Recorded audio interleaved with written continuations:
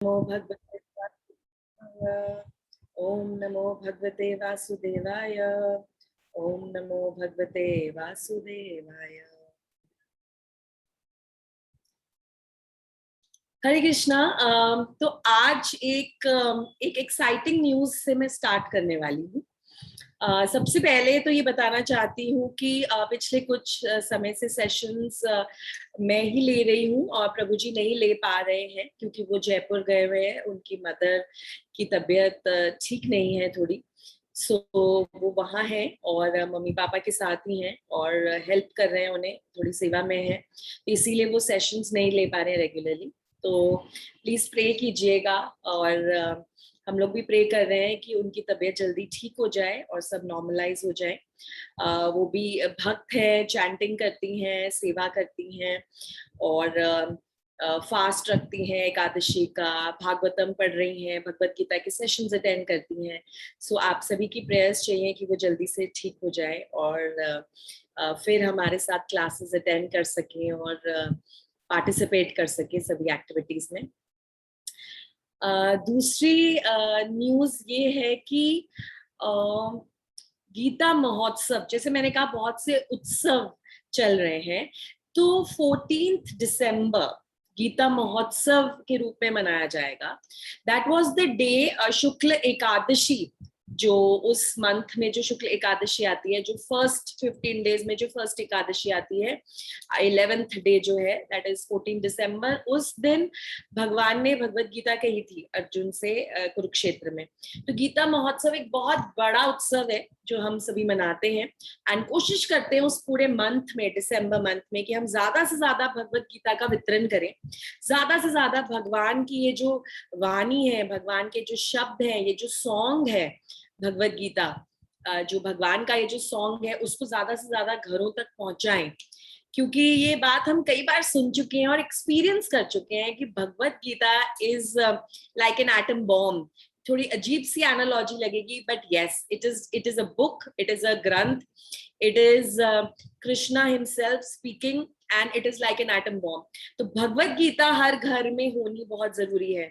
पता नहीं कब भगवत गीता का इफेक्ट, पता नहीं कब भगवत गीता का इन्फ्लुएंस हो हमारी लाइफ पे और हम भगवान की तरफ अग्रसर हो सके। so, इसीलिए गीता महोत्सव एक बहुत बड़ा उत्सव है जिसकी हम सब वेट कर रहे हैं और प्रेपरेशन करनी स्टार्ट कर देंगे अक्टूबर मंथ से ही, और भगवत गीता का वितरण करने की कोशिश करेंगे ज्यादा से ज्यादा। नाउ उसी उपलक्ष्य में एक ऐसा इनिशिएटिव हम स्टार्ट करने जा रहे हैं कल से, that is from the 3rd सितंबर। आज 2 सितंबर है। अगर हम 3rd सितंबर से लेकर 14 दिसंबर तक total number of days count करें तो होते हैं अराउंड 102 डेज, 102 डेज होते हैं। एंड 14 दिसंबर को गीता महोत्सव या गीता जयंती जिसे कहा जाता है मनाया जाएगा। ये अब हमारी एंडेवर ये रहेगा, इनिशिएटिव रहेगा कि कल से हम सब भगवत गीता पढ़ना स्टार्ट करें। हमने पढ़ी होगी, आप में से कुछ लोगों ने पढ़ी होगी, आप में से कुछ लोगों ने शायद एक से ज्यादा बार पढ़ी हो, but of course Bhagavad Gita एक ऐसा ग्रंथ है जिसे हमें बार बार पढ़ना, और हर बार जब हम पढ़ते हैं हम एक अलग स्टेज ऑफ परफेक्शन, एक अलग स्टेज ऑफ कॉन्शियसनेस, एक अलग स्टेज ऑफ डिवोशनल सर्विस में पढ़ते हैं, तो हमें उसका एक अलग मीनिंग समझ आता है। उस टाइम और सर्कमस्टांसेस के हिसाब से हम उसे अलग तरीके से इंटरप्रेट कर सकते हैं। अपनी प्रॉब्लम्स के सॉल्यूशंस हमें भगवत गीता से मिल सकते हैं।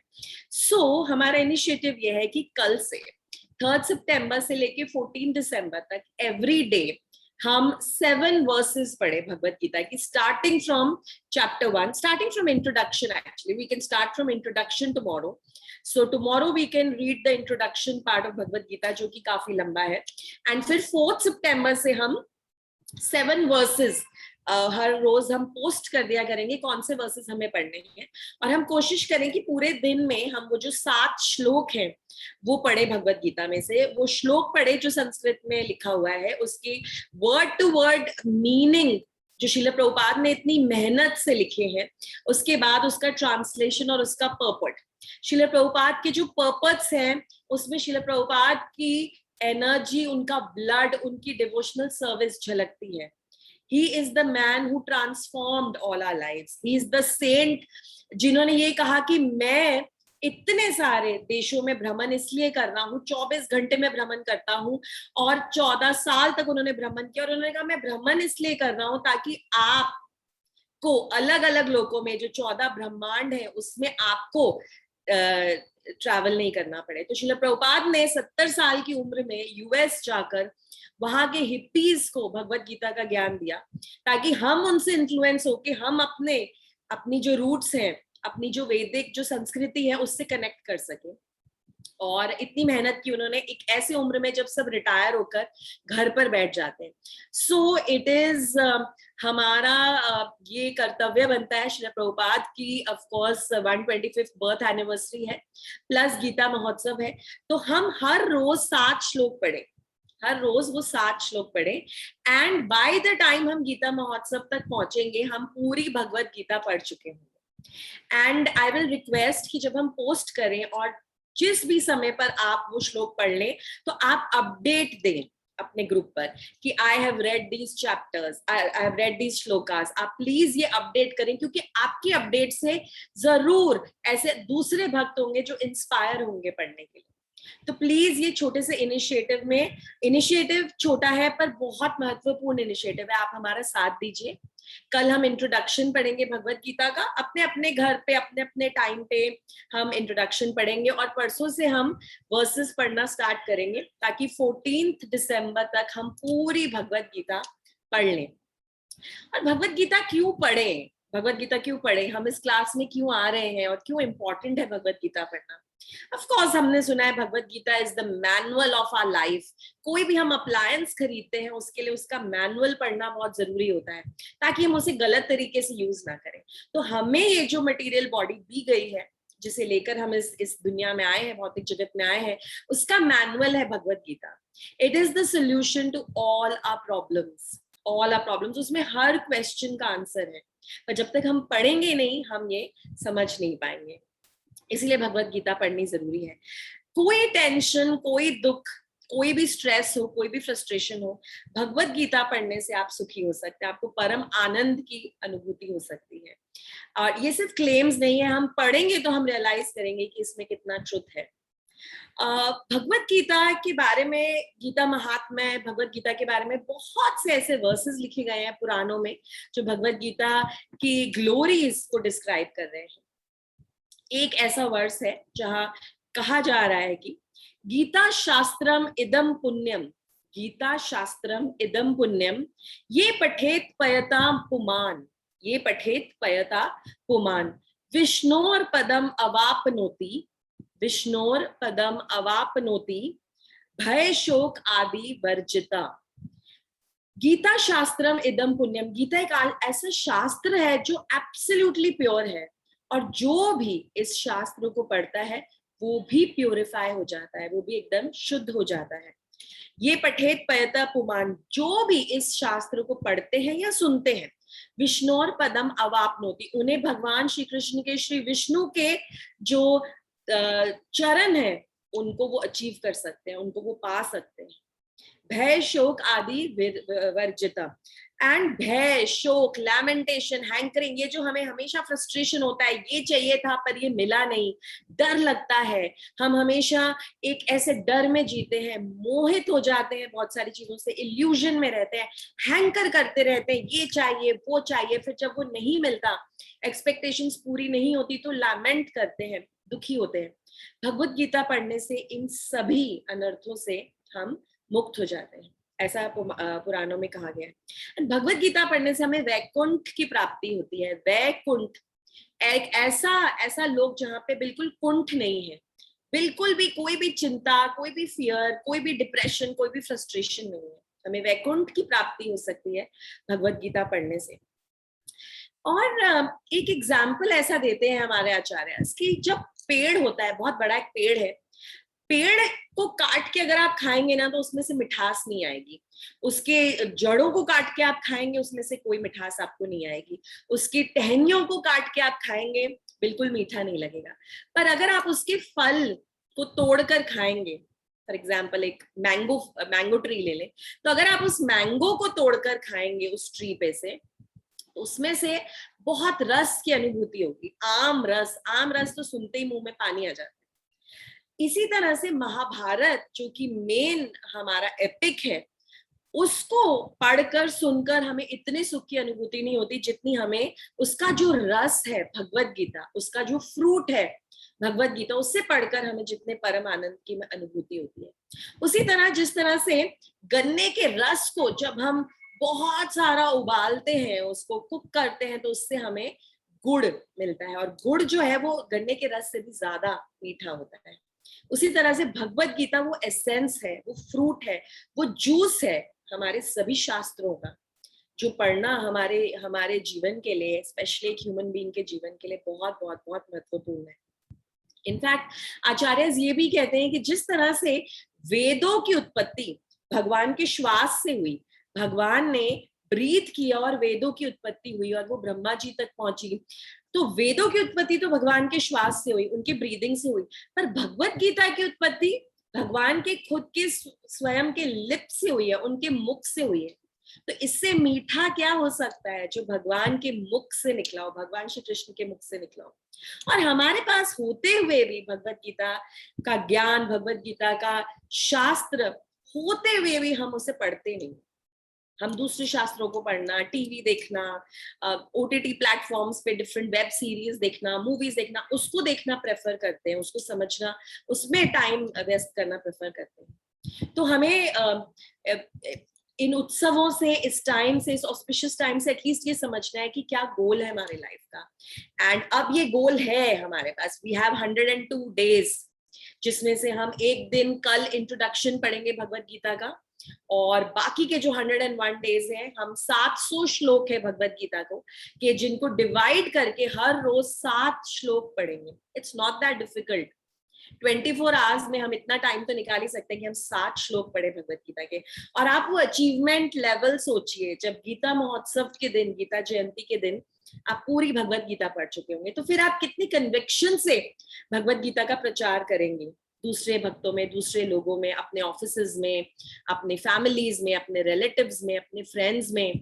और हम सभी को ये प्रचार करना है, हम सभी को ये जो हम चैतन्य महाप्रभु के, श्रील प्रभुपाद के जिस मिशन में जुड़े हैं, उस मिशन को हमें साकार करना है। हमें पैसिव बन के नहीं रहना है, हमें एक्टिव वर्कर्स बनना है। और इस बार हमें संकल्प लेना है, हमें प्रण लेना है कि गीता महोत्सव पर हम सभी को भगवत गीता बांटनी है, भगवत गीता के ज्ञान का प्रचार करना है। ये संकल्प लेना है हम। और मैं आप लोगों से अनुरोध करूंगी कि आज ही आप ये संकल्प लीजिए ये संकल्प कि कुछ भी हो जाए, अगले 100 दिनों में हम भगवत गीता पढ़ेंगे, कंप्लीट करेंगे, और उस फेथ और उस कन्विक्शन से भगवत गीता का प्रचार करेंगे। यही हमारे जीवन का गोल है, यही हमारी लाइफ का गोल है, तो ये हमें करना है। अब आगे बढ़ते हैं। कई फेस्टिवल्स की वजह से हमने कई दूसरी क्लासेस की, और आगे भी ऐसा होता रहेगा, क्योंकि अभी राधाष्टमी आएगी, फिर गोपाष्टमी आएगी, और हम अलग अलग क्लासेस करेंगे, जिससे हम सिर्फ तत्व नहीं, लीलाओं के बारे में भी जाने। सिर्फ लीलाएं ही नहीं, लीलाओं के पीछे जो तत्व है उसको भी जाने, ताकि हमारी जो साधना शक्ति है वो और स्ट्रांग हो, हमारा जो फेथ है वो और स्ट्रांग हो। तो शुरू करते हैं। आज हमने लास्ट टाइम जन्माष्टमी से पहले, बलराम जयंती के बाद जन्माष्टमी से पहले, हमने 5th चैप्टर भगवत गीता का अपना समाप्त किया था, और अब हम 6th चैप्टर पर हैं। तो हम काफी अच्छा प्रोग्रेस कर रहे हैं। 18 चैप्टर्स हैं, 700 श्लोक हैं, एंड स्लोली एंड स्टेडली हम 6th चैप्टर तक पहुंच गए हैं। और अब एक्साइटमेंट लेवल बढ़ रहा है, क्योंकि आपको याद होगा मैंने बताया था कि जो 7 से 12 जो बीच के जो चैप्टर्स हैं, they are the most important. वो ही है वो फिलिंग सैंडविच की, जो सबसे ज्यादा इंपॉर्टेंट, क्योंकि उसमें भगवान भक्ति योग के बारे में अर्जुन को बताते हैं। तो आज हम चैप्टर 6 स्टार्ट करेंगे, उसके 4 या 5 वर्सेस डिस्कस करेंगे। और चैप्टर 6 का नाम है ध्यान योग, ध्यान योग या अष्टांग योग। और लास्ट क्लास में, लास्ट सेशन में, जब हमने चैप्टर 5 एंड कर रहे थे, तो उसमें एंड में भगवान अष्टांग योग की चर्चा करते हैं, इंट्रोड्यूस करते हैं अष्टांग योग को। और बताते हैं कि अष्टांग योग is also one of the processes, ये बताते हैं। और इस अध्याय में, चैप्टर 6 में, there are around 47 shlokas, 47 verses हैं। तो इस अध्याय में भगवान ध्यान योग, अष्टांग योग के बारे में और चर्चा कर रहे हैं। नाउ एक चीज यहाँ पे इंपॉर्टेंट है समझनी एट द आउटसेट, इससे पहले कि हम डिस्कस करना शुरू करें ध्यान योग के अध्याय को, बहुत इंपॉर्टेंट है ये समझना कि ये एक कॉम्प्लेक्स अध्याय है। मैं डरा नहीं रही हूँ, complex in the sense difficult to understand नहीं है, पर कॉम्प्लेक्स अध्याय इसीलिए है क्योंकि हमें ये समझना है कि ध्यान योग, ये ध्यान रखना है कि ध्यान योग की जो पद्धति है ना, जिसे भगवान डिस्क्राइब करने वाले हैं, that is not the ultimate, that is not the best, that is not the perfection. वो बेस्ट नहीं है, वो परफेक्शन नहीं है। हम जानते हैं कि हमारी जो परफेक्शन है भक्ति की, वो सिर्फ और सिर्फ भक्ति योग समझने में और भक्ति योग फॉलो करने में है। तो हम ध्यान योग के बारे में फिर पढ़ क्यों रहे हैं, ध्यान योग के बारे में फिर सुन क्यों रहे हैं, और कृष्ण ध्यान योग के बारे में फिर अर्जुन को बता क्यों रहे हैं, जब करना ही नहीं है ध्यान योग, जब उसे फॉलो करना ही नहीं है, वो परफेक्शन है ही नहीं, तो फिर कृष्ण अर्जुन को ये क्यों बता रहे हैं, ये समझना जरूरी है। और ये भी समझना है कि ये परफेक्शन नहीं है, तो कहीं हम इस अध्याय को सुनकर ध्यान योगी ना बन जाए, वो हमारा ध्येय नहीं है। हमें सुनना है, समझना है, क्यों, ताकि हम कंपेयर कर सके ध्यान योग और भक्ति योग को, और कंपेयर करके, कंपेयर एंड कॉन्ट्रास्ट करके, उसकी डिफरेंसेस, सिमिलैरिटीज को सुन के, सोच के, समझ कर हम इस निष्कर्ष पर, इस कंक्लूजन पर पहुंच सके कि भक्ति योग ही बेस्ट है, and that is our goal. ध्यान योग पर हमें रुक नहीं जाना है, ध्यान ही नहीं बन जाना है एकदम, वो नहीं करना है हमें। कई बारी क्या करना है, उसके लिए ये भी समझना पड़ता है कि क्या नहीं करना है।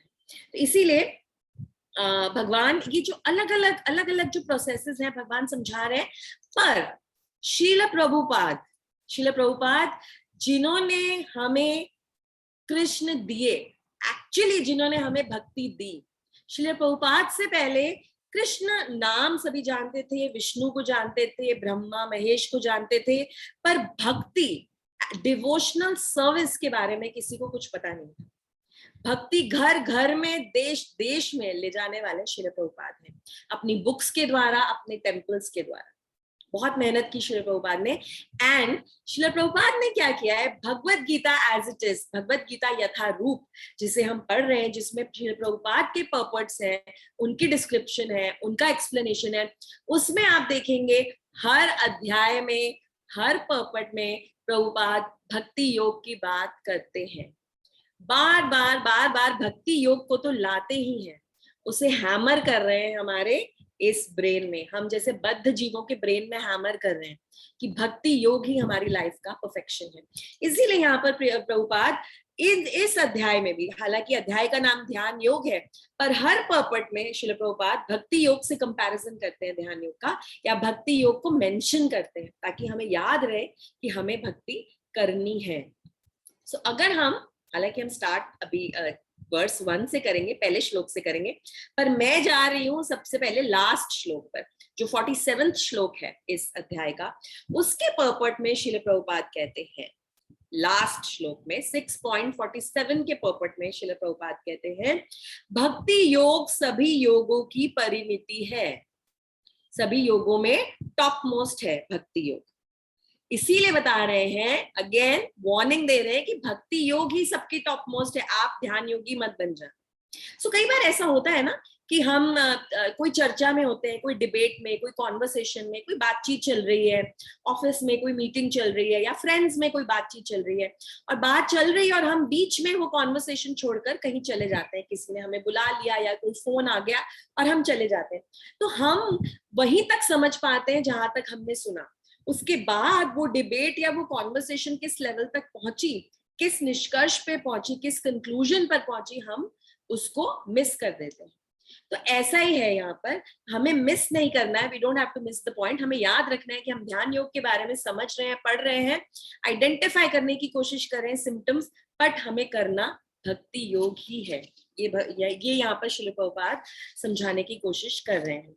अभी तक जो हमने पहले जो 5 अध्याय पढ़े, उसमें कर्म योग की बात हुई, उसमें बुद्धि योग की बात हुई, और उसमें कृष्ण उसमें भगवान ने ये समझाया अर्जुन को कि जो भी कार्य करो मेरी प्रसन्नता के लिए करो, कार्य करो, कर्म करो, एक्टिविटीज करो, पर मेरी प्रसन्नता के लिए करो। ये कृष्ण ने अर्जुन को आगे के चैप्टर्स में बताया।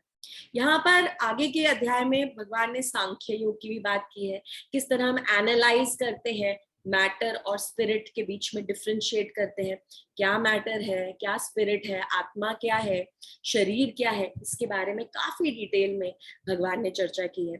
कर्म योग के बारे में चर्चा की, अलग अलग टाइप के, कितने टाइप के कर्म हैं, कैसे कर्म करने चाहिए। ज्ञान योग के बारे में भगवान ने चर्चा की है आगे के अध्यायों में। एंड इन फैक्ट 5वें अध्याय में फोकस ये था कि किस तरह से हम मुक्ति प्राप्त कर सके निष्काम कर्म योग कर कर। निष्काम, जिसमें हम फल की चिंता या फल की अपेक्षा ना करें और अपना कर्म करते रहे भगवान के आनंद के लिए, भगवान के प्लेजर के लिए, और डिटैच्ड रहे, जो भी रिजल्ट आने वाला है उससे हम डिटैच्ड रहे। ये भगवान ने 5वें अध्याय में बताया था, और एंडिंग में अष्टांग योग का मेंशन किया था। और भगवान ने कहा कि अष्टांग योग जो है, एंड में उन्होंने बताया उसके 8 पार्ट्स हैं, 8 अलग अलग टाइप के अष्टांग योग के पार्ट्स हैं, 8 लिम्स हैं, उसके अलग अलग प्रकार हैं, ये भगवान ने बताया था। इसीलिए उसका नाम अष्टांग योग है। अष्ट अंग, 8 अंग है उस योग के, ये भी भगवान ने बताया था। और ये भी समझाया था कि अष्टांग योग जो है उसे ध्यान योग भी कहा जाता है, ये भी बताया था। अब इस अध्याय में भगवान समझाएंगे कि किस तरह से हम अपने माइंड को कंट्रोल करें। ध्यान लगाने के लिए माइंड को कंट्रोल करना पड़ेगा। माइंड एक ऐसा, शायद हमने पहले भी इसके बारे में चर्चा की थी, माइंड एक ऐसा मंकी है, एक ऐसा बंदर है जो बिल्कुल बिल्कुल बैठ नहीं सकता। ऐसा बंदर है जिसने बहुत सारा पी रखा है, एक ऐसा बंदर है जिसने बहुत सारा पी रखा है, और उसके बाद फिर उसे एक बिच्छू ने आकर डंक मार दिया है, तो वो पेन में भी है, वो एकदम उन्मुक्त भी है, अब आप समझ सकते हैं, और वो बंदर भी है। तो वो किस तरह से उछल रहा है, इधर से उधर, उधर से इधर, कितना चंचल है वो। ऐसा बंदर है हमारा ये दिमाग, हमारा ये माइंड। इट कैन, आगे भी भगवान बताएंगे, it can be our best friend और it can be our worst enemy. तो mind control is basically what the game is all about.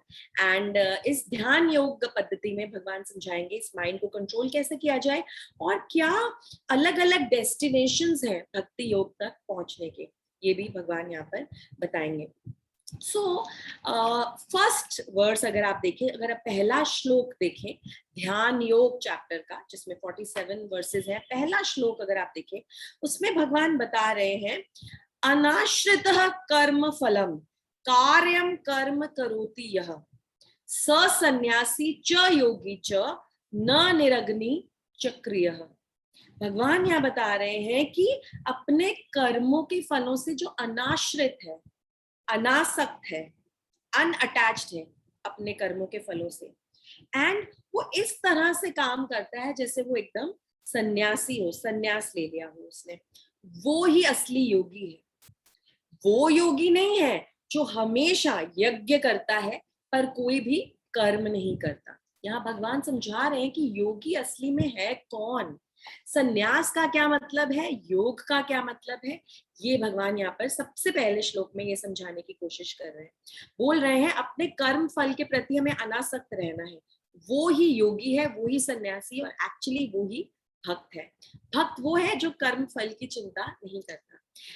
आप सोचेंगे इस बारे में हमने बहुत बार बात की है, बार बार हम ये रिपीट कर रहे हैं, बार बार प्रभुपाद ये रिपीट कर रहे हैं, बार बार श्री कृष्ण ये रिपीट कर रहे हैं, पर रिपीट करने की जरूरत है क्योंकि ये कॉन्सेप्ट बहुत डिफिकल्ट है। हम जब कोई भी कार्य करते हैं ना, कोई भी कार्य करते हैं, हम सबसे पहले उसके फल के बारे में सोचते हैं, और उसके फल के बारे में सोचते ही नहीं है, उसके फल के बारे में अपेक्षा रखते हैं, एक्सपेक्टेशन रखते हैं कि हमें इससे क्या मिलेगा। कलयुग में हम सभी बद्ध जीवों की ये एक बहुत कॉमन ट्रेट है। सो इसीलिए इससे मुक्त होना सबसे ज्यादा डिफिकल्ट काम है, इसीलिए भगवान इसे बार बार रिपीट कर रहे हैं। इस श्लोक में भी यही बता रहे हैं और बोल रहे हैं कि वो ही योगी है, वो ही असली सन्यासी है, वो ही असली मिस्टिक है जो अपने कर्मों की फलों की अपेक्षा नहीं रखता, एक्सपेक्टेशन नहीं रखता। एंड माइंड यू, भगवान ये पहली बार ही नहीं कह रहे भगवत गीता में, this is the third time he is saying this. उन्होंने पहले पहले 2 चैप्टर्स में भी ये बोला हुआ है, और अभी 6th चैप्टर में, पहले उन्होंने 3rd चैप्टर में कहा, फिर 5th अध्याय में कहा, और अभी 6th चैप्टर में 6वें अध्याय में ये वापस तीसरी बार भगवान रिपीट कर रहे हैं।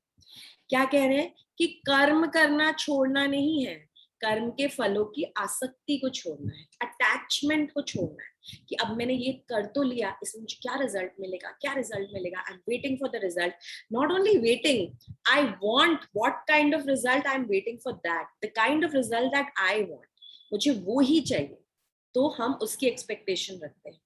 सो भगवान कह रहे हैं कि एक्सपेक्टेशन मत रखो, पर कर्म करो। अब कर्म करो, काम करते रहो, ड्यूटी करते रहो, पर फल की चिंता मत करो, फल के बारे में सोचो मत।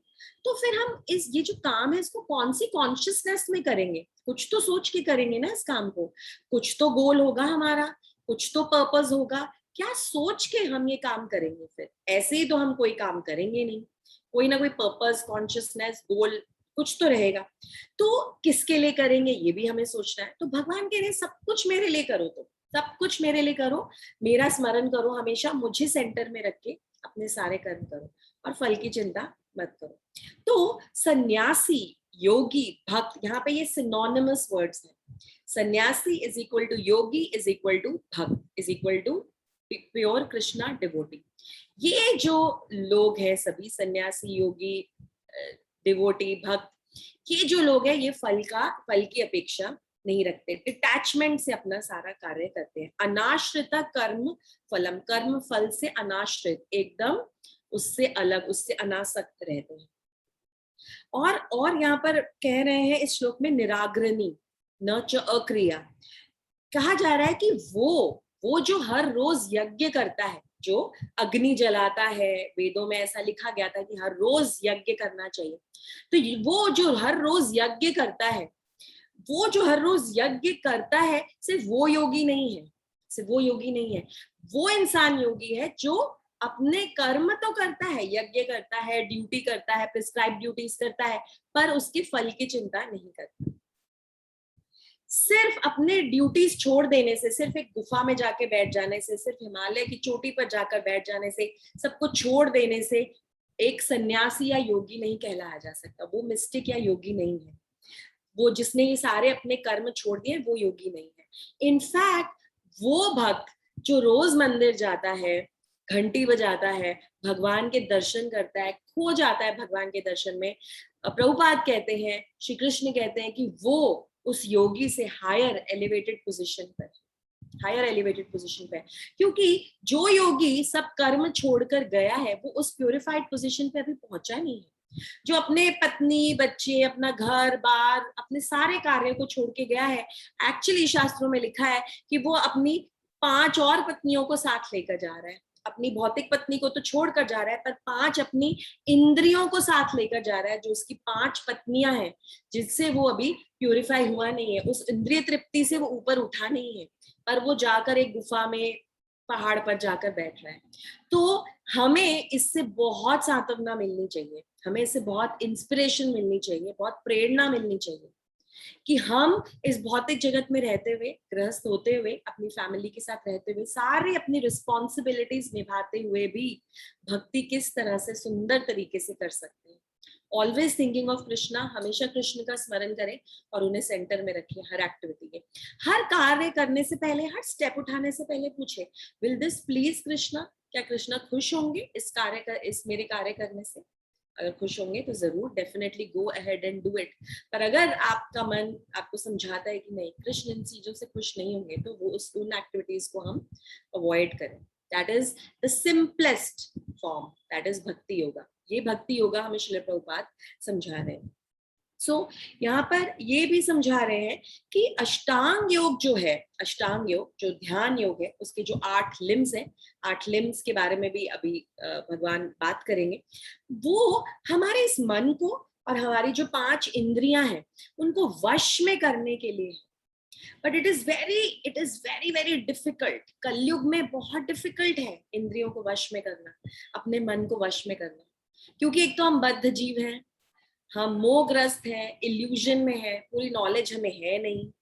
बहुत से हमने पाप कार्य किए हैं जो हम सत्ययुग से गिरकर त्रेता युग में गए, वहां पर भी हम मुक्त नहीं हो पाए। हमने पाप कार्य किए, हम त्रेता युग से गिरकर द्वापर युग में आए। द्वापर युग में भी सालों साल ये बद्ध जीवन जीने के बाद अभी हम कलयुग में भी गिर चुके हैं।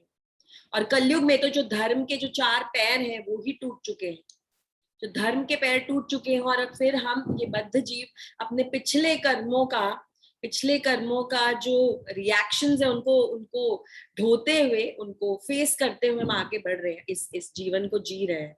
तो बहुत डिफिकल्ट है हमारे लिए ध्यान योग करना, बहुत डिफिकल्ट है। कितने सारे सभी लोग ऐसा कहते हैं कि मैं जैसे ही चैंटिंग करने बैठती हूँ या मैं कोई भी मेडिटेशन करने के लिए बैठता हूँ, जैसे ही आंखें बंद कर अपने मन को लगाने की कोशिश करता हूँ तो मन इधर उधर भागता है, बहुत सारे ख्याल आते हैं मन में, क्योंकि हम इस मन को कंट्रोल करना बहुत डिफिकल्ट है। क्योंकि ये जो मंकी जैसा जो मन है, बहुत लाइफ टाइम से हमने इसको कंट्रोल नहीं किया है, इसलिए इसे तो आदत हो गई है।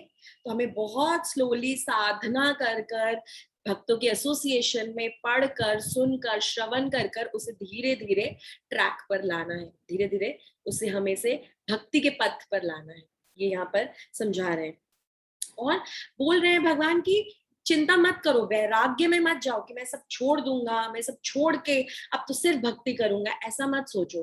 तुम भक्ति कर सकते हो, मेरा स्मरण कर भक्ति कर सकते हो, इस तरह से करो।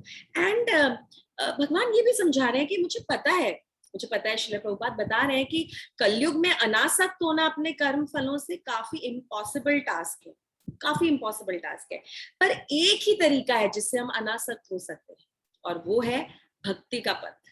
सिर्फ और सिर्फ भक्ति के पथ पर हम अपने कर्म फलों से अनासक्त हो सकते हैं। एक जो योगी होता है ना, जो इस तरह से ध्यान योग में बैठता है, वो सोचता है कि आकर्षण होगा तो सब बंद हो जाएगा, मैं सब बंद कर लूंगा, मैं आकर्षित होऊंगा, मैं सब चीजें बंद कर दूंगा तो मैं उस सब आकर्षण से छूट जाऊंगा, मुझे उसकी कोई याद नहीं आएगी, मैं किसी भी चीज से अट्रैक्ट नहीं होगा। पर भगवान श्री कृष्ण कहते हैं कि उसी को मेरी कृपा मिलेगी जो सब खाता है, सब देखता है, सब पहनता है और फिर भी अनासक्त रहता है। उसको मेरी कृपा नहीं मिलेगी जो सब छोड़ देगा और पर मेरा स्मरण नहीं करेगा। स्मरण उसको उन्हीं चीजों का हो रहा है जिसको उसने छोड़ा है। तो ऐसा मत करो, तुम नहीं कर पाओगे। भगवान श्री कृष्ण इतने दयालु हैं, इतने मर्सीफुल हैं, इतना औदार्य है उनमें, कहते तुम मत करो, तुम मत खुद छोड़ो, सिर्फ मुझे अर्पण करके ग्रहण करो, मैं तुम्हें बचा लूंगा, मैं तुम्हें आश्रय दूंगा। ये बता रहे हैं भगवान श्री कृष्ण। दूसरे श्लोक में, 6ठे अध्याय के दूसरे श्लोक में अब यहाँ पर भगवान सन्यास और योग की रिलेशनशिप के बारे में हमें समझा रहे हैं। क्या सन्यास है और क्या योग है और किस तरह से वो रिलेटेड है। एक्चुअली नॉर्मल लैंग्वेज में अगर आप सोचें तो आपको लगेगा दोनों बहुत अलग वर्ड्स हैं। सन्यास का मतलब है सब कुछ छोड़ देना, और योग का मतलब तो समझाया गया, योग इज लिंकिंग विद गॉड। तो ये कैसे हो सकता है? पर जब हम एक चीज छोड़ते हैं तो ही दूसरी चीज के साथ लिंक कर सकते हैं। तो जब हम डिटैच होंगे भौतिक वस्तुओं से, तभी हम अटैच होंगे भगवान से। सो डिटैच होना ही सिर्फ सब कुछ नहीं है, that's not the only process. Detach होने के साथ साथ हमें अटैच भी होना है। और कहाँ अटैच होना है? कृष्ण के साथ अटैच होना है, ये भगवान बता रहे हैं। इसीलिए सन्यास लो, वैराग्य लो। क्या चीजों को छोड़ो? अपनी इंद्रिय तृप्ति को छोड़ो। इंद्रिय तृप्ति को धीरे धीरे छोड़ो और किसके साथ अटैच हो? मेरे साथ अटैच हो जाओ। सारी इंद्रियों को मुझ में लगा दो, मेरे साथ लिंक हो जाओ। योग वर्ड आता है युज से, युज मीन्स कनेक्ट। तो किससे कनेक्ट करना है? सुप्रीम लॉर्ड से। ये भगवान यहाँ पर समझा रहे हैं। तो भगवत गीता में ना बहुत सारे फॉर्मूलाज दिए हुए हैं। बेसिकली आप तो जानते हैं भगवत गीता सिर्फ और सिर्फ संत नहीं पढ़ते, सिर्फ और सिर्फ हम जैसे बद्ध जीवों के लिए भगवत गीता नहीं है। भगवत गीता आजकल कॉर्पोरेट्स में पढ़ाई जा रही है। स्टीफन कवी ने भगवत गीता के साथ लिंक किया है। इतने मैनेजमेंट प्रोग्राम्स में भगवत गीता पढ़ाई जा रही है। सो भगवत गीता में ना बहुत सारे फॉर्मूले हैं। वो फॉर्मूले हमें ना लिख करना याद कर लेने चाहिए, ताकि जब भी हमें कोई प्रॉब्लम आए ना, हम उस फॉर्मूले को याद करें और हमें सोल्यूशन मिल जाए। तो सबसे पहला फॉर्मूला भगवत गीता में है सेंस ग्रेटिफिकेशन, इंद्रिय तृप्ति इज इक्वल टू दुख, मिजरी, शोक, भय, हैंकरिंग, लैमेंटेशन। ये फॉर्मूला हमें याद रखना चाहिए। इंद्रिय तृप्ति जितनी ज्यादा करेंगे, जितना ज्यादा हम अपनी इंद्रियों को फीड करेंगे, अच्छा तुम्हें अच्छी चीजें देखनी है, मूवीज देखनी है, नेटफ्लिक्स देखना है, देखो देखो देखो और देखो, जितना ज्यादा हम फीड करेंगे उसको, उतना ज्यादा हमारी लाइफ में दुख, शोक, भय, हैंकरिंग, लैमेंटेशन, मिजरी, इल्यूजन वो बढ़ेगा। This is one formula of Bhagavad Gita. Second formula of Bhagavad Gita is the peace formula. Peace formula हमने 5वें अध्याय में पढ़ा था। भोक्ता राम यज्ञ तपसाम, भगवान ही एक भोक्ता है, भगवान ही है जिन्हें सब चीजों का भोग करना है। He is the enjoyer, we are to be enjoyed. हम यहाँ एंजॉय करने नहीं आए हैं। This is a life imprisonment. हम एक इम्प्रिजन्ड है, हम एक बहुत ही फैंसी कंफर्टेबल प्रिजन में है। तो हमें इस प्रिजन में ही रहने की याचना नहीं करनी है, हमें इस प्रिजन में से निकलने की कोशिश करनी है। सो भोक्ता राम यज्ञ तपसाम, भगवान को ही हर चीज का भोग लगाना है हमें। He is the supreme benefactor, supreme proprietor and our best friend. ये सेकंड फॉर्मूला है भगवत गीता का। ये दो फॉर्मूले हमें अच्छे से याद रखने, तो हम इस लाइफ में सक्सेसफुल हो पाएंगे। आगे भगवान कहते हैं कि इस श्लोक में मैं जो फॉर्मूला बता रहा हूं वो ये है कि संन्यास इज इक्वल टू योगा। संन्यास का मतलब है त्याग देना और योग का मतलब है लिंक करना। तो यहां से त्याग करो और यहां से लिंक हो जाओ। Detachment, not just detachment, detachment with attachment to what? To Krishna. ये फॉर्मूला हमें याद रखना है। ये कुछ सिंपल फॉर्मूले हैं जो हम लिख के रख सकते हैं ताकि हम याद रखें as our principles of life. तो यहाँ भगवान बता रहे हैं कि कैसे कैसे एक एग्जाम्पल है, कैसे जब हम चलते हैं तो हम जब खड़े हैं तो हमारे दोनों पैर धरती पर हैं। जब हम चलते हैं तो हम दोनों पैर उठा के तो नहीं चल सकते, ना ही हम दोनों पैर जमीन पर रख कर चल सकते हैं। आगे बढ़ने के लिए हमें एक पैर उठाना पड़ेगा, एक पैर नीचे रखना पड़ेगा, फिर इसे नीचे रखना पड़ेगा, इसे उठाना पड़ेगा, और ऐसे ये साइक्लिक प्रोसेस चलता रहेगा तो ही हम आगे बढ़ पाएंगे।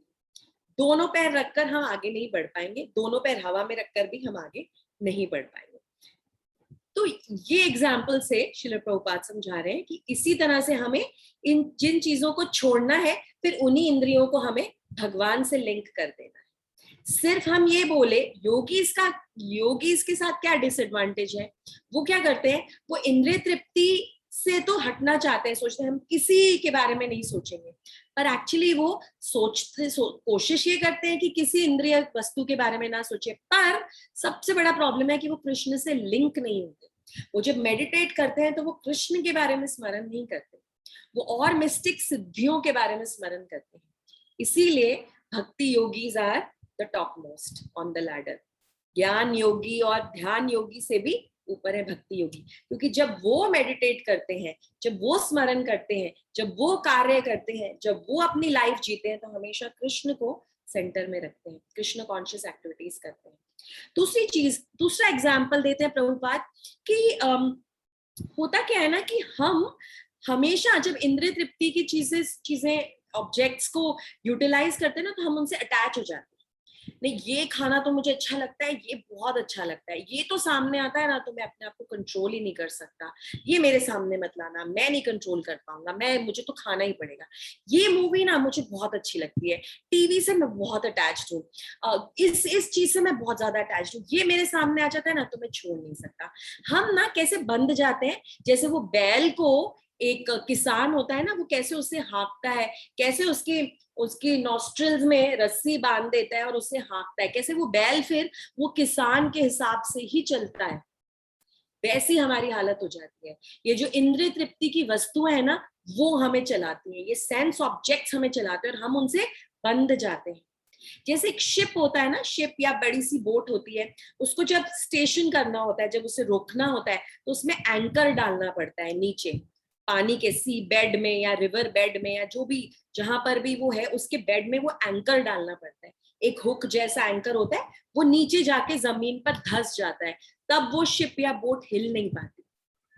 उस तरह से हम इस भौतिक जगत में ना बंधे हुए हैं। हमारा एंकर क्या है? ये सारे सेंस ऑब्जेक्ट्स हमें पकड़ के रखे हैं और हमें कंट्रोल करते हैं। हम फ्री तभी हो पाएंगे, स्पिरिचुअली प्रोग्रेस आगे तभी कर पाएंगे जब हम उस एंकर को हटा देंगे, हम उस एंकर को निकाल देंगे। इन सेंस ऑब्जेक्ट से जो हमारा अटैचमेंट है उससे डिटैच हो जाएगा, तभी हम आगे बढ़ पाएंगे। पर उसके बाद एंकर अगर निकल गया बोट का, पर अगर उस बोट में कोई कैप्टन नहीं है, अगर कोई उसे सही रास्ता दिखाने वाला नहीं है, तो बोट कैसी हो जाएगी? एकदम एकदम डायरेक्शनलेस हो जाएगी। तो हमें डायरेक्शनलेस नहीं होना है, हमें उस एंकर से निकलना है, पर हमें भगवान से लिंक हो जाना है ताकि हम भक्ति के पथ पर आगे चल पड़े। सो ये जो योग है, योग की जो अलग अलग पद्धतियां है ना, वो हमें इस इंद्रिय तृप्ति से बाहर निकालती हैं, धीरे धीरे अलग अलग लेवल्स पे इस इंद्रिय तृप्ति से बाहर निकालती है। पर क्योंकि हमें ज्ञान नहीं है, क्योंकि हमें भगवत गीता बोरिंग लगती है, क्योंकि हम सोचते हैं हमारे पास समय नहीं है भगवत गीता को देने के लिए, क्योंकि हम सोचते हैं अभी बहुत टाइम पड़ा है, अभी तो हम बहुत यंग हैं, बहुत रिस्पॉन्सिबिलिटीज है, बाद में भगवत गीता पढ़ेंगे, इस इग्नोरेंस की वजह से, इस अविद्या की वजह से हम इन सभी बर्डन्स में फंसे रहते हैं, एक बोझ को लेकर चलते रहते हैं। बोझ हमारी डिजायर्स का बोझ, बोझ हमारी सोच का बोझ, बोझ हमारी एक्सपेक्टेशंस का बोझ, उसे लेकर हम आगे बढ़ते रहते हैं। पर इतना टाइम नहीं निकालते अपनी आत्मा के लिए, अपने स्पिरिचुअल प्रोग्रेस के लिए कि रुक जाए और एक भगवत गीता का श्लोक रोज पढ़ ले, उससे हमारी अविद्या से हम रिलीज हो जाएंगे। ये समझना बहुत जरूरी है। अब आप एक एग्जाम्पल सोचिए कि एक कैदी है जो एक जेल में है। अब जो कैदी का जो वार्डन है ना, जो वहां का जो जेलर है, वो आता है और कहता है कि तुम्हें ना मैं बांध रहा हूं, पर है ना तुम्हें मैं रस्सी से नहीं बांध रहा। देखो, तुम्हारे इस हाथ को ना मैं सोने की जंजीर से बांध रहा हूँ, तुम्हारे इस हाथ को मैं सिल्वर की, चांदी की जंजीर से बांध रहा हूँ, तुम्हारे पैरों को ना मैं हीरो की जंजीर से बांध रहा हूँ। अब सोना, चांदी, हीरे, जवाहरात, रूबीज, एमरल्ड सबसे बांध तो दिया, पर असलियत ये है कि वो कैदी बंधा हुआ है। ये बात याद रखने की है, वो बंधा हुआ। इसी तरह से कोई इंसान अगर ड्राउन हो रहा हो, अगर एकदम पानी में है और वो बिल्कुल उसे तैरना नहीं आता और वो पानी में डूब रहा है, उसी समय कोई आता है, बोलता है तो अरे तुम पानी में डूब रहे हो, रुको रुको रुको, मैं तुम्हें ना ये सोने का ताज पहना रहा हूँ, सोने का मुकुट पहना रहा हूँ, तुम्हें दे रहा हूँ ये ताज, तुम्हें ये मैं प्रेजेंट कर रहा हूँ। उससे क्या होगा? उसे सोने का ताज तो मिल जाएगा, पर क्या वो बाहर निकल पाएगा? वो सोने के ताज के वेट से, उस सोने के मुकुट के वेट से, उसके भार से वो और ज्यादा पानी में धंस जाएगा। यही हो रहा है हम सबके साथ। ये अचीवमेंट्स, ये एस्पिरेशंस, ये टारगेट्स, ये जो डिजायर्स हैं, ये सारी ये सोने के मुकुट की तरह है, सोने की जंजीरों की तरह है, जिनसे हम बंध रहे हैं, बंध रहे हैं, बंध रहे हैं और बंधते जा रहे हैं। हम रिलीज नहीं हो रहे, हम और ज्यादा बंधते जा रहे हैं। श्रीमद् भागवतम में प्रहलाद महाराज, छोटे से 5 साल के बालक, ये कहते हैं कि कितने कितने मूर्ख हैं हम सभी बद्ध जीव, जो एकदम अविद्या के कारण इन सारे बोझों को उठाकर चलते जा रहे हैं। माया सुखाया, हम सोचते हैं कि इस सब माया में हमें सुख मिलेगा, ये एक और चीज मिल जाए फिर हम सुखी हो जाएंगे, हम ऐसा सोचते हैं। और आप जानते हैं माया का चमत्कार यही है, माया का मिरेकल ऑफ माया, माया का चमत्कार यही है कि हमें दुख देती रहती है, पर फिर भी हमें लगता है कि हम खुश हैं, हमें लगता है हम सुखी हैं। है हम दुखी, हम इस जन्म मृत्यु जरा व्याधि के चक्कर में फंसे हुए, बंधे हुए हैं। उससे जब लिबरेट होंगे ना, तभी रियली हमें हमें सुख और आनंद की प्राप्ति होगी। पर हम सोचते हैं हम सुखी हैं, आज ये खा लिया ना हम सुखी हैं, आज ये मिल गया ना हम सुखी हैं, हम ऐसा सोच रहे हैं। यही है माया का चमत्कार। ये जो सुख है ना, ये जो क्षण भंगुर सुख है ना, जो हम खुश हो जाते हैं इंद्रिय तृप्ति से, मटेरियल अपने भौतिक चीजें मिलने से, अचीवमेंट से जो हम खुश हो जाते हैं ना, ये एक पागल आदमी के खुशी के जैसा है। कई बार आपने देखा होगा, हम सड़क पर चलते हुए कई बार ऐसे ऐसे कुछ अनफॉर्चुनेट लोगों को देखते हैं जो बिल्कुल पागल है, उनके घर वालों ने उन्हें घर से निकाल दिया और वो सड़क पर चल रहे होते हैं और कुछ हमसे बातें करते हैं, हमें बुलाते हैं, कुछ मांगते हैं। पागल लोग होते हैं वो। क्या क्या क्या देखते हैं? आपने कभी देखे हैं उन्हें रोते हुए? वो हंस रहे होते हैं, जोर जोर से हंसते हैं, हाँ हाँ हाँ, हंसते हंसते हंसते जाते हैं और हमें भी ऐसे ऐसे इशारे करते हैं, हंस रहे होते हैं। वो क्या सोच रहे हैं कि वो बहुत सुखी हैं, पर हम जानते हैं कि वो कितने दुखी हैं। वो पागल पागल इंसान है, उसको सुध बुध नहीं है, और वो हंस रहा है क्योंकि उसे किसी चीज का ज्ञान नहीं है, अज्ञानता में वो हंस रहा है और उसे लग रहा है कि वो सुखी है, पर हम जानते हैं उनको देखकर कि वो बहुत दुखी है। ऐसे ही श्रीमद् भागवतम में ऋषभ देव महाराज कहते हैं, ऋषभ देव महाराज जी कहते हैं कि इंद्रिय प्रीति से, इंद्रियों प्रीति से, इंद्रियों से प्रेम करने से, इंद्रिय तृप्ति से हम इसी तरह से पागल हो जाते हैं। हम पागल हो जाते हैं और उस समय हमें कुछ सुध बुध नहीं रहता, हमें यही लगता है कि बस हमें ये चीज मिल जाए और हम सुखी हो जाएंगे। इसके बाद हम सोचेंगे भक्ति के बारे में, भगवान के बारे में, कि चीज मिल जाए, बस बस बस बस, ऐसी धुन सवार होती है कि बस ये चीज हमें मिल जाए, ये पोजेशन तो हमारा ही होना चाहिए, किसी और के पास कैसा है। ऐसा ऋषभ देव महाराज कहते हैं। ये जो एडिक्शन है ना इंद्रिय प्रीति का, इंद्रिय तृप्ति का, ये अल्कोहल एडिक्शन से भी ज्यादा बुरा है, ज्यादा खराब है। आप समझ सकते हैं। हमें ये ड्रग एडिक्ट्स को देखकर, अल्कोहल एडिक्ट्स को देखकर ना हंसना नहीं चाहिए, ये नहीं सोचना चाहिए ओ हो बेचारे बड़ा बुरा हो रहा है उनके साथ। हमारी भी यही हालत है, अगर हम कंपैरिजन करें और देखें तो हमारी भी यही हालत है, हम भी एडिक्ट्स ही हैं। हम कौन सी रस्सियों से बंधे हैं एडिक्ट्स, हम डिजायर्स की रस्सियों से बंधे हैं, हमारी डिजायर्स खत्म ही नहीं होती, खत्म ही नहीं होती। तो हम अपनी डिजायर्स के एडिक्शन में, तो हमें भी अपने आप को ट्रीट करना है। और ये जो एडिक्शन है ना, ये जो मैडनेस है, ये 3 स्टेजेस में है, 3 स्टेजेस में। पहला स्टेज है मत, मत एकदम इल्यूजन में, मोह में, कुछ समझ नहीं आ रहा क्या सही है क्या गलत है, बस डिजायर है, बस इच्छा है, काम है, एक उसकी पूर्ति करना चाहते हैं, दैट इज मत स्टेज। उसके आगे वाला स्टेज है उन्मत्त, जब हम इंटॉक्सिकेटेड हो जाते हैं, एकदम वो चीज हमें मिल जाती है और हम एडिक्टिव हो जाते हैं कि बस हमें मिल गई और अब छूटनी नहीं चाहिए। और उससे भी ऊपर वाला स्टेज है प्रमत्त। प्रमत्त एकदम पागलपन का स्टेज है, एकदम पागलपन का, उस चीज को हम छोड़ नहीं सकते, 24 घंटे उसी के बारे में सोचते हैं, उसी के बारे में ड्रीम करते हैं, सोचते हैं, सोते वक्त भी, जागते वक्त भी, और वही चीज हमें चाहिए होती है। सो सबसे पहले इल्यूजन, उसके बाद एकदम एडिक्शन, और फिर है इंटॉक्सिकेशन। जिस तरह से एक अल्कोहल या ड्रग एडिक्ट जिस तरह से पहले वो पीना स्टार्ट करता है, फिर वो छोड़ नहीं सकता, फिर वो कुछ कुछ ऐसे ऐसे शब्द बोलता है, हमें लगता है क्या बोल रहा है, कुछ समझ आते हैं कुछ नहीं समझ आते, और फिर वो प्रमत्ता की स्टेज पर पहुंच जाता है, जब वो बिल्कुल ऐसी बातें कर रहा होता है जो वो बिल्कुल आउट ऑफ कंट्रोल होता है, ना उसे समझ आती है ना हमें समझ आती है। सो हमें ध्यान रखना है कि हम इस मत्ता, उन्मत्ता और प्रमत्ता की स्टेजेस में फंस ना जाएं अपनी डिजायर्स की वजह से, ये हमें ध्यान रखना है। जब ये इतनी डिजायर्स होती है ना, तो फिर हम उसे पूरा करने के लिए हम विकर्म में फंस जाते हैं, इवल एक्ट्स में फंस जाते हैं, सोचते हैं चोरी कर ले लेते हैं, किसको क्या पता चलेगा, and it can increase up to murder. वहां तक ये एक्टिविटीज जा सकती हैं, सिर्फ और सिर्फ अपनी डिजायर्स को पूरी करने की वजह से। तो एज अ ह्यूमन बीइंग हमें ये शोभा नहीं देता। हमें भगवान ने बहुत ही डेवलप्ड ब्रेन दिया है, हमें भगवान ने जिज्ञासा दी है, क्यूरियोसिटी दी है, इंटेलिजेंस दी है, समझने के लिए, इन शास्त्रों को समझने के लिए, इन प्रिंसिपल्स को।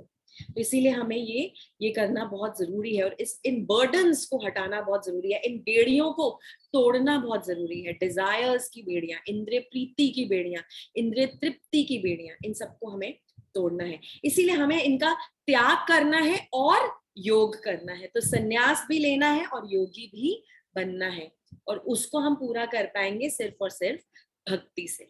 जैसे ही हम हर चीज को भगवान की सेवा में लगाएंगे, अपने शरीर को भगवान की सेवा में लगाएंगे, इंद्रियों को, अपने मन को, अपनी डिजायर्स को, तो हम प्योरीफाई होते जाएंगे और हम युक्त वैरागी हो जाएंगे। युक्त वैरागी वो होते हैं जो हर चीज को यूटिलाइज करते हैं, प्लेन में ट्रैवल करते हैं, आईफोन यूज करते हैं, हर चीज को यूज करते हैं, पर किसकी सेवा के लिए? भगवान की सेवा के लिए। प्लेन में ट्रैवल करते हुए भी प्रचार करते हैं, आप आसपास जो भी बैठा है उससे बात करते हैं कृष्ण भक्ति की। आईफोन यूज करते हैं भगवान के प्रचार के लिए। सो युक्त वैरागी हमें बनना है। ये हमें बात ध्यान रखनी है।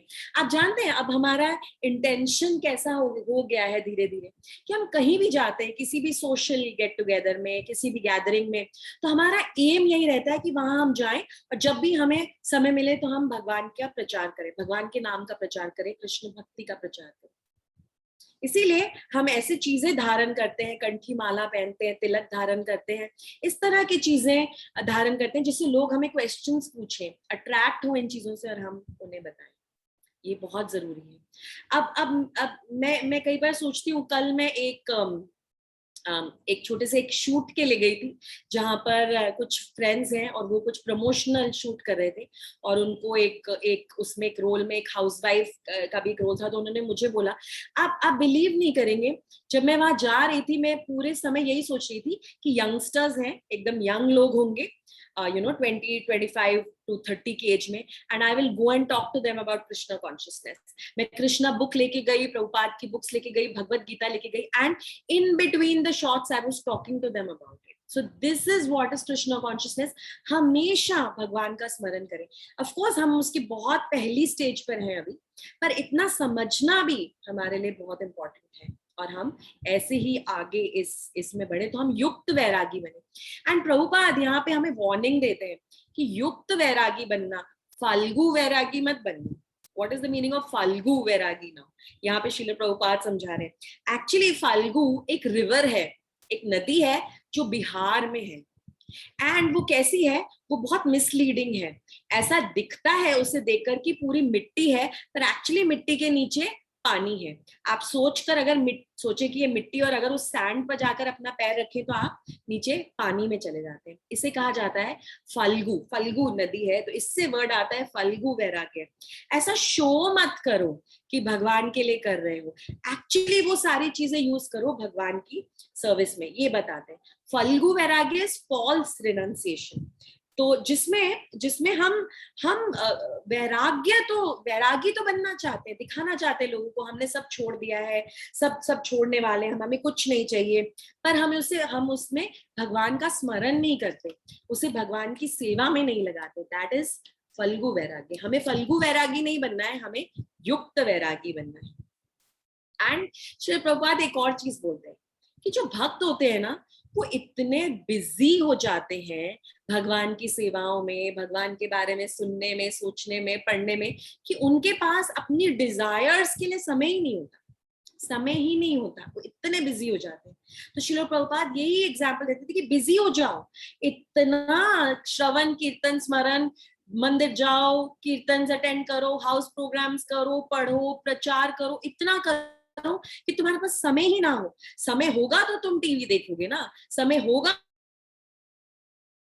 तो तुम गॉसिप करोगे, समय होगा तो तुम बाहर जाने के बारे में सोचोगे। जब समय ही नहीं होगा, तुम पूरे टाइम सेवा में ही लगे रहोगे, तो तुम्हारा भटकने का कोई चांस ही नहीं। ये श्रील प्रभुपाद बोलते थे, this is the trick of bhakti. माया की ट्रिक भी हमने सुनी, the magic of Maya, miracle of Maya, चमत्कार जो माया का है वो भी हमने सुनी, और भक्ति की ट्रिक भी श्रील प्रभुपाद दे रहे हैं। बिजी हो जाओ, बिजी रहो, हर चीज में बिजी रहो, भगवान की सेवा में बिजी रहो, अर्चना की पूजा अर्चना में बिजी रहो, पढ़ने में बिजी रहो, प्रचार करने में बिजी रहो, कीर्तन करने में बिजी रहो, बिजी रहो। समय ही नहीं मिलेगा कोई भी और डिजायर्स को आने में। इतना आनंद आएगा कि तुम्हारे पास कोई समय नहीं रहेगा। ये प्रभुपाद यहाँ पर हमें ट्रिक बता रहे हैं। आगे के जो 2 श्लोक है, तीसरा और जो चौथा श्लोक है, वो रिलेटेड है।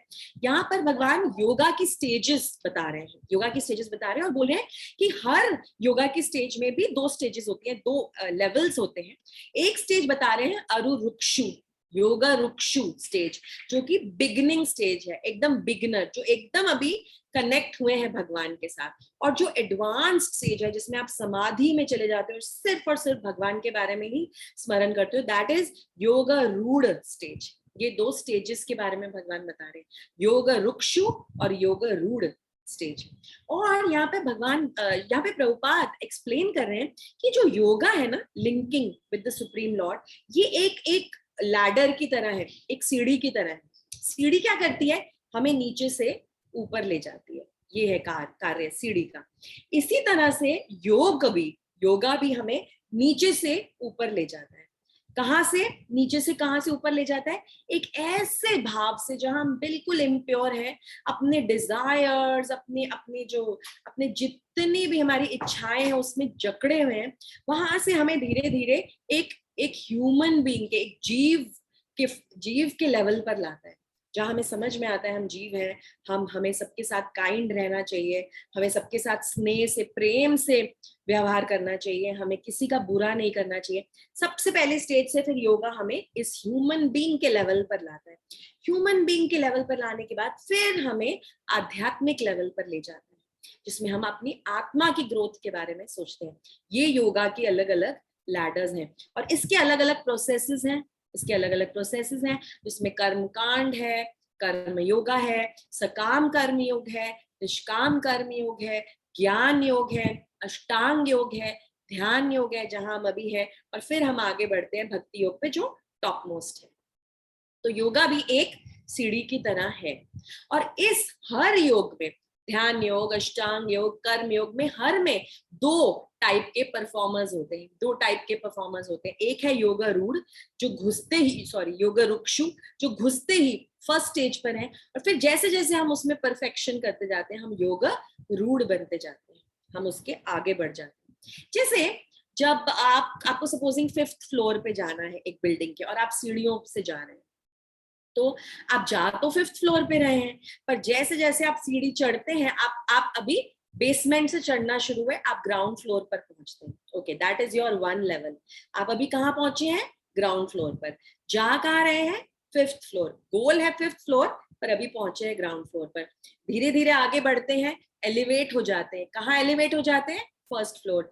जाना कहाँ है, 5th फ्लोर। तो जा तो 5th फ्लोर रहे हैं, पर अभी 1st फ्लोर के लेवल पर है।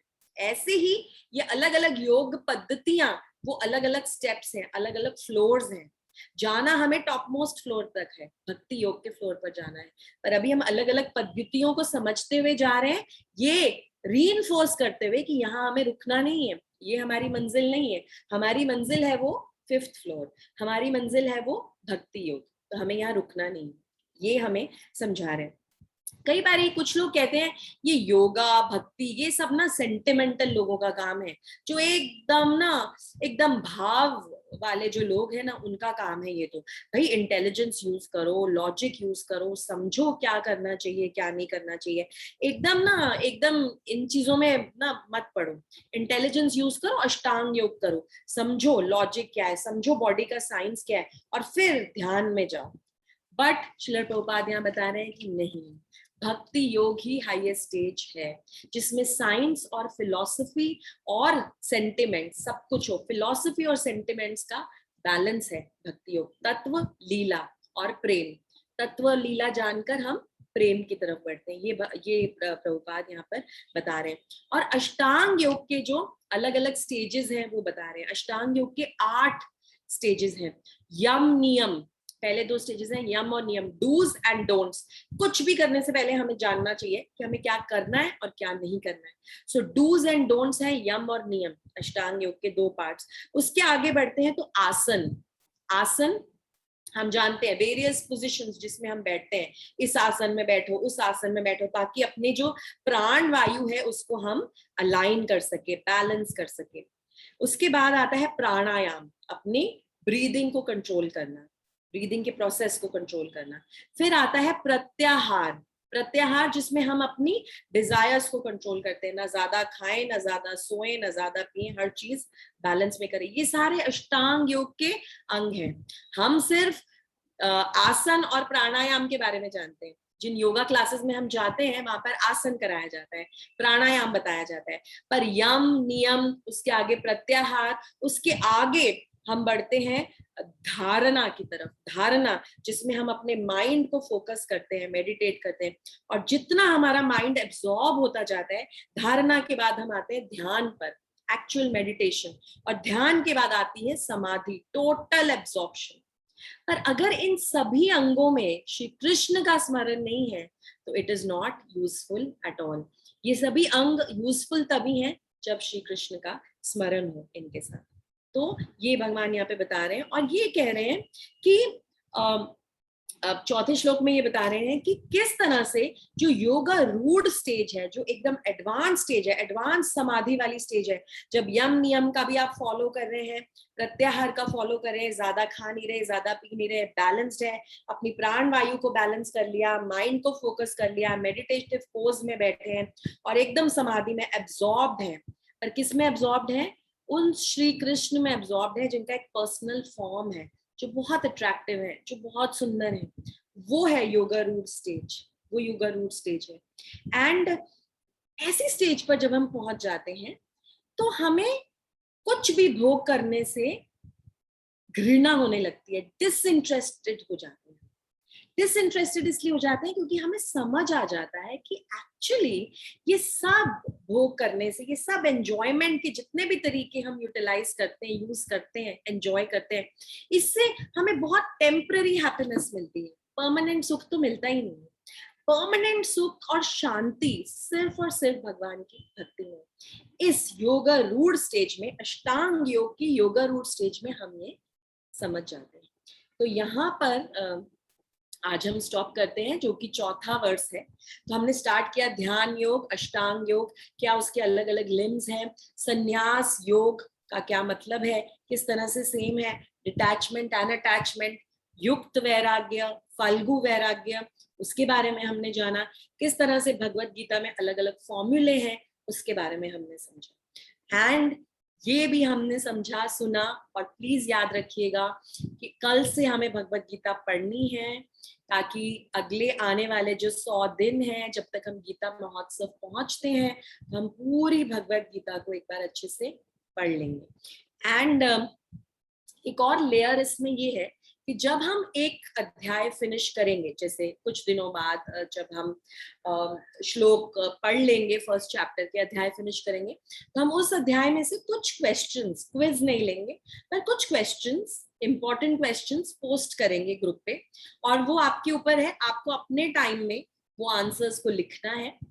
वो आंसर्स को लिखना है, और उसका आप सिर्फ एक स्क्रीनशॉट लेकर, उसका फोटो लेकर हमें भेज सकते हैं। This is just to inspire you to read, inspire you to read, and आप पढ़ेंगे, आप ग्रुप में पोस्ट करेंगे, आज मैंने 7 श्लोकास पढ़ लिए, तो दूसरे लोगों को आप इंस्पायर करेंगे। मैं अगर ऑफिस से थक कर शाम को 6 बजे आती हूँ, और जब मैं अपने व्हाट्सएप के ग्रुप पे पढ़ती हूँ कि वाओ 20 लोगों ने सुबह से लेकर अभी तक 7 श्लोक पढ़ भी लिए भगवत गीता के, तो वो मुझे इंस्पायर करता है कि मैं अभी बैठूं और मैं भी पढ़ूं। So let us inspire each other. Our aim is to become preachers. Our aim is to spread the holy name of the Lord. Bhagavad Gita का प्रचार करें, ताकि गीता महोत्सव तक हमें की अचीवमेंट की फीलिंग हो कि हमने बहुत से लोगों में भगवत गीता का प्रचार किया, उन्हें एनकरेज किया भगवत गीता पढ़ने में, और खुद भी हमने भगवत गीता पढ़ी। आप सोचिए कितना सेंस ऑफ अचीवमेंट होगा जब दिसंबर में आप बता पाएंगे कि ये भगवत गीता मैंने पूरी पढ़ ली है, मैंने पूरी Bhagavad Gita as it is पढ़ ली है। कितना अच्छा लगेगा आपको, ये कितनी बड़ी अचीवमेंट होगी। कोई भी मटेरियल अचीवमेंट से ज्यादा सुख, आनंद और सेटिस्फैक्शन देगा आपको। So please let us take this pledge, एक साथ ये प्लेज लेते हैं कि गीता महोत्सव तक हम सभी इस भगवत गीता को पढ़ेंगे, एक दूसरे को इंस्पायर करेंगे, हेल्प करेंगे पढ़ने में। And it is just 7 shlokas, just 7 shlokas, कुछ याद नहीं करना है हमको, सिर्फ पढ़ना है। और प्रभुपाद ने इतना सिंपल कर दिया है हमारे लिए, एक एक संस्कृत के शब्द का मीनिंग दिया है, फिर उसका पूरा ट्रांसलेशन दिया, और फिर पर्पट में तो पूरा उसका मतलब समझाया है। So it is not a difficult task at all. I hope आप सभी इसमें सपोर्ट करेंगे एंड इसमें पार्टिसिपेट करेंगे। ओके, सो यहीं पे अपनी वाणी को विराम देती हूँ। Hare Krishna. Thank you so much for attending the class, and please संकल्प लीजिएगा आज रात को सोने से पहले, अपने आप को, अपने माइंड को अलाइन कीजिएगा कि कल इंट्रोडक्शन पढ़ना है भगवत गीता का, और उसके बाद परसों से हम भगवत गीता के वर्सेस पढ़ने स्टार्ट करेंगे। Thank you. कोई क्वेश्चंस हो तो आप पूछ सकते हैं।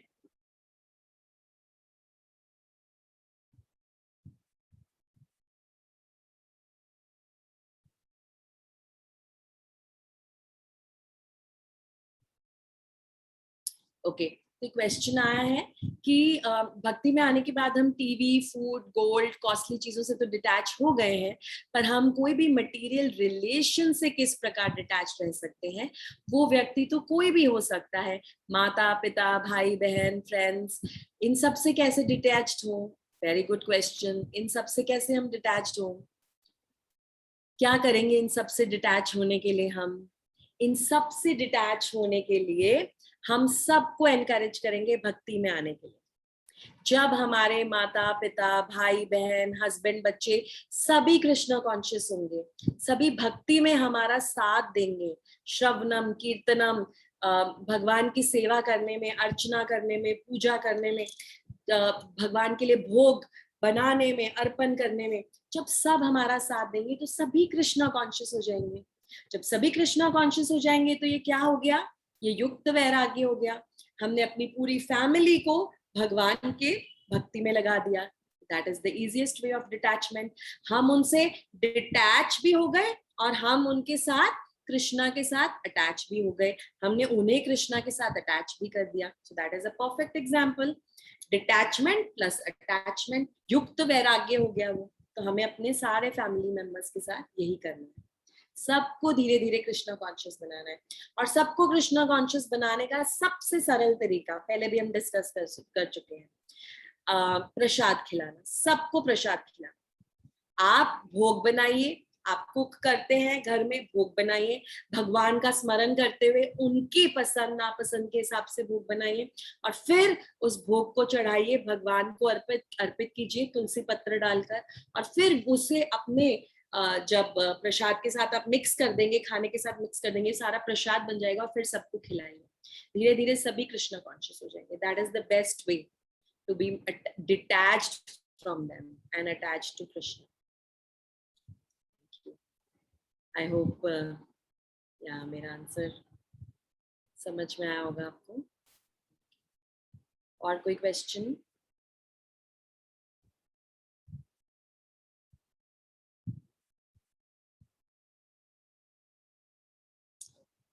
और कोई प्रश्न नहीं है तो हम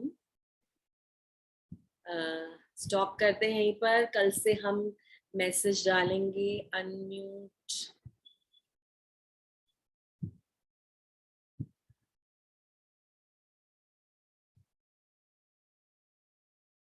अब आप अनम्यूट कर सकते हैं अपने आप को।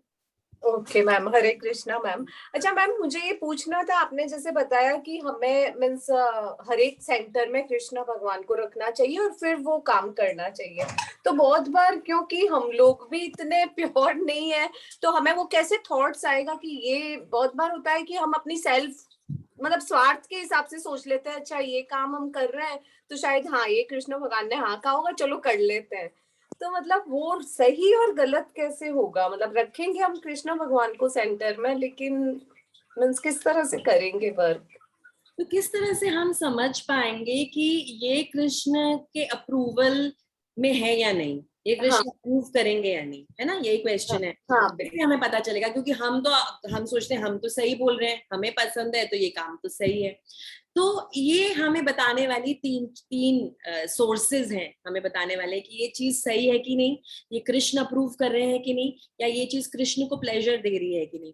गुरु, साधु और शास्त्र, ये तीन सोर्सेज हैं मेन, जो एकदम बोनाफाइड सोर्सेज हैं, जो हमें बताएंगे। तो हमें इसीलिए हमें श्रवणम कीर्तनम बहुत जरूरी है। हम अपने गुरु से सुने, हम दूसरे साधु आचार्यों से सुने और हम शास्त्रों को पढ़ें। तो जैसे जैसे हम पढ़ते जाएंगे, सुनते जाएंगे, हमारा जो बिलीफ है, कॉन्शियसनेस है, वो स्ट्रांग होता जाएगा। तो जब हमारे मन में ये प्रश्न उठेगा तो हम शास्त्र के चक्षु से उसे देखेंगे, शास्त्रों की नजर से उसे देखेंगे। जो हम सुन रहे हैं अपने गुरु से, आचार्यों से, उनकी वाणी सुनकर फिर हम उसको जज करेंगे कि ये चीज सही है कि नहीं। तो ये तीन सोर्सेज हमें बताएंगे। तो इसके लिए क्या इंपॉर्टेंट है?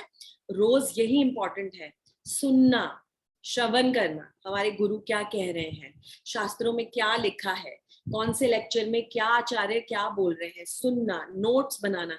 जैसे जैसे हम रोज ये करते जाएंगे, भक्तों के संग में रहना, ऐसे क्वेश्चंस पूछना, डिस्कशन करना, वैसे वैसे हमारी जो थिंकिंग है वो क्लियर होती जाएगी, हमें आंसर्स मिलते जाएंगे।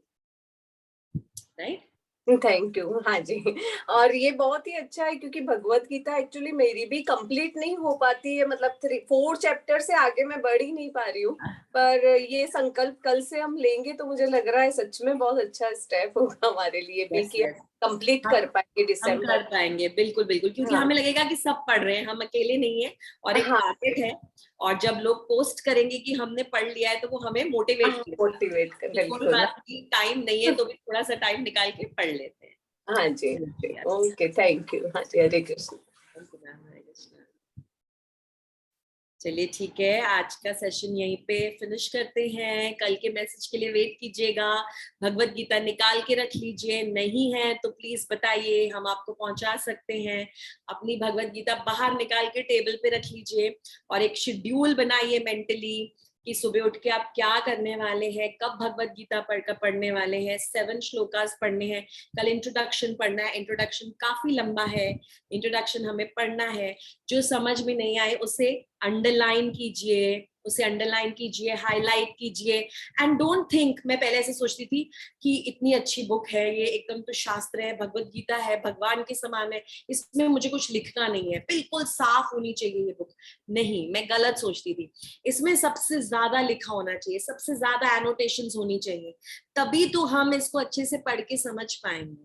तो जहां जहां पढ़िए, इंट्रोडक्शन हम कल पढ़ेंगे, मैं पेज नंबर्स लिखूंगी एंड उसके बाद आप उसे अंडरलाइन कीजिए। जो अच्छा लगे वहां स्टार लगाइए, जो नहीं समझ में आए उसे अंडरलाइन कीजिए। और हम पूछेंगे, एक दूसरे से पूछेंगे, एक दूसरे से सीखेंगे, समझेंगे। एंड इंट्रोडक्शन थोड़ा लंबा है तो कल का टास्क थोड़ा डिफिकल्ट है, तो शेड्यूल में रखिएगा टाइम पढ़ने के लिए। और फिर परसों से 7 वर्सेस पर डे हम पढ़ेंगे। ठीक है, thank you, Hare Krishna, thank you.